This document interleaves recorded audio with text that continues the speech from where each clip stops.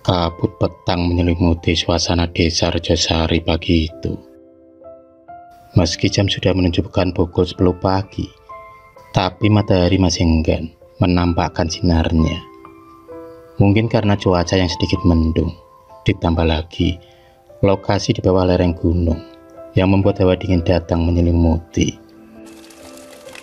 Ina dan Sri Ayem, dua gadis desa itu masih asik mencuci baju di sungai yang beraliran deras. Jernihnya air yang memecah bebatuan membuat Ina dan Sri Ayem itu tetap berada di sungai tersebut. Di sela-sela obrolan, Ina tak henti-hentinya menceritakan kedekatannya dengan Kunchoro, seorang pemuda dari desa sebelah yang berhasil memikat hatinya. Tak terasa mereka berada di sungai itu hampir 2 jam lamanya. Mereka harus segera pulang karena mitosnya anak gadis tak boleh lama-lama berada di luar rumah saat tengah hari. Sri Ayem, gadis manis berkulit sawo matang, mempercepat langkahnya saat terdengar suara azan zuhur berkumandang dari musola. Di saat Sri Ayem mempercepat langkahnya, tiba-tiba suara motor di belakangnya menghentikan langkah Sri Ayem. Sosok laki-laki itu begitu dia kenal. Dialah Kunchoro, pacar sahabatnya sendiri. Kunchoro menawari untuk mengantarkan pulang. Meski awalnya Sri Ayem menolak, tapi lama-lama dia menerima ajakan Kunchoro. Mereka pun akhirnya duduk berdampingan dan melaju bersama motor tua milik Kunchoro. Dari situlah detak jantung Sri Ayem yang awalnya berdetak normal, kini dengan tiba-tiba berdetak lebih kencang. Setelah Sri Ayem benar-benar melihat ketampanan Kunchoro dari dekat dan gagahnya tubuh laki-laki yang bekerja sebagai guru tersebut. 30 menit mereka melalui perjalanan itu dengan bercanda dan saling memuji satu sama lain. Tak terasa mereka sudah sampai di depan rumah Sri Ayem. Kunchoro berpamitan pulang setelah menghabiskan teh hangat dari Sri Ayem.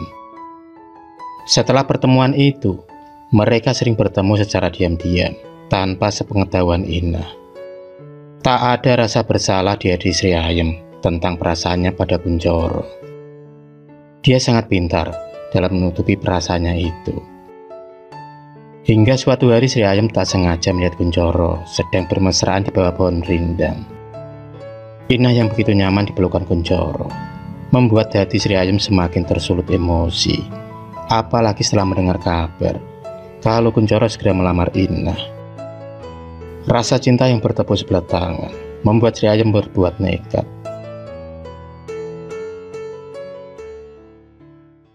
Tanpa sepengetahuan Ina, Sri Ayem merencanakan sesuatu untuknya. Diajaklah Ina ke suatu tempat di mana mereka pernah bermain bersama sewaktu masih kecil.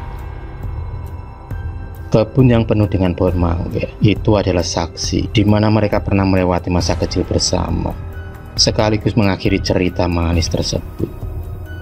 Tanpa curiga, Ina telah dijebak Sri Ayem. Dia pun menghembuskan nafas terakhirnya setelah meminum ramuan yang diberikan oleh Sri Ayem. Di saat terakhirnya Ina meronta kesakitan, dan di saat itulah Sri Ayem pergi sendirian meninggalkan Ina.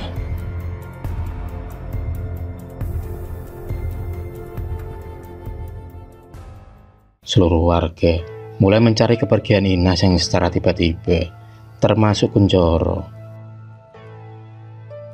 Raut kesedihan tampak begitu jelas di wajahnya, dan kesempatan itulah yang ditunggu-tunggu Sri Ayem.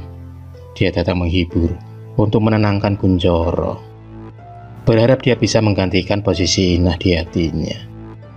3 hari sudah, Ina belum bisa ditemukan.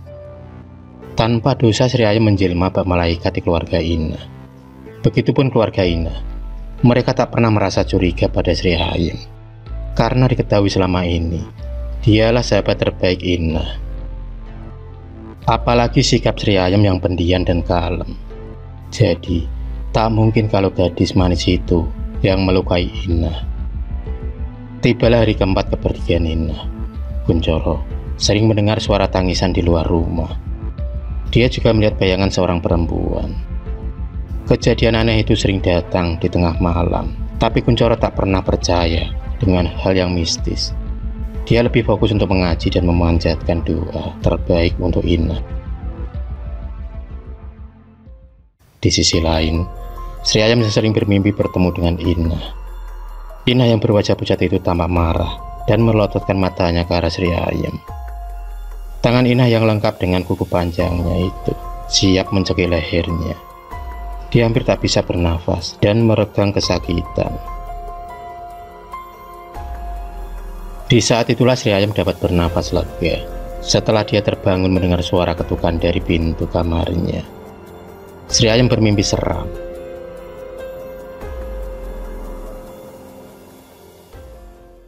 Jam menunjukkan pukul 5 pagi. Dia bergegas ke dapur untuk memasak guna bekal bapaknya dan emaknya di sawah. Cuaca masih begitu gelap. Samar-samar ada suara tangisan dari balik dinding kayu rumahnya. Sri Ayam yang penasaran memberanikan diri membuka pintu dapur. Tapi semuanya kosong. Tak ada seorang pun di sana. Sepi dan dingin membuat bulu kuduknya merinding.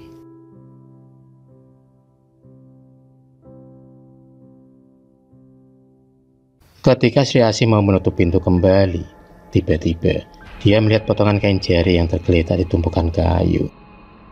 Diambillah kain yang berukuran 2 meter itu. Tak terasa, air matanya pun menetes.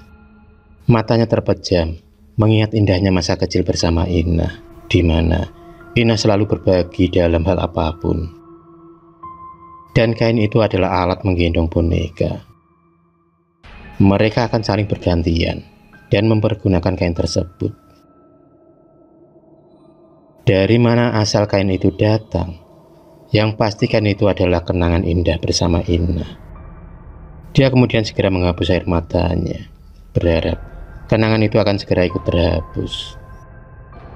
Tapi kenyataannya berbeda. Terlalu banyak kenangan bersama Inna yang sulit terhapuskan.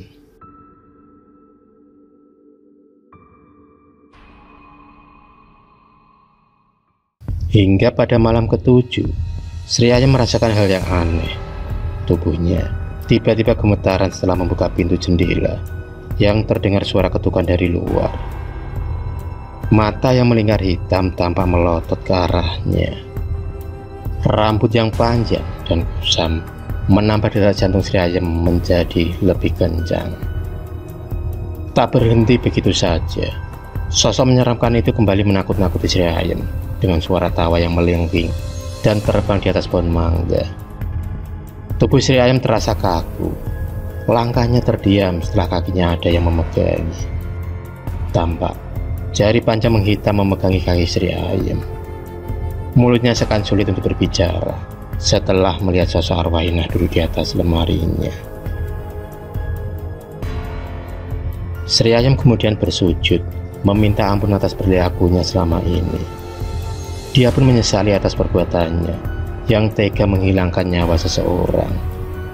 Kain sepanjang 2 meter itu tampak terbang dan melilit leher Sri Ayam kali ini. Kali ini bukan mimpi. Dia dapat merasakan rasa sakit yang dialami Inna waktu kesakitan meregang nyawa. Lidah Sri Ayam menjulur dan ototnya tampak kelihatan di raut wajahnya. Tapi sekali lagi ketukan pintu dari emaknya kembali menolongnya. Sri Ayam kemudian ditemukan pingsan di kamarnya dengan leher yang membiru. Setelah kejadian malam itu, Sri Ayam mendatangi kantor polisi untuk memberikan sebuah pengakuan dan meminta maaf pada keluarga Inna. Dan alangkah syoknya Kunchoro atas motif pemecah persahabatan Inna dan Sri Ayam. Dan atas perbuatannya, Sri Ayam mendapatkan ganjaran yang setimpal.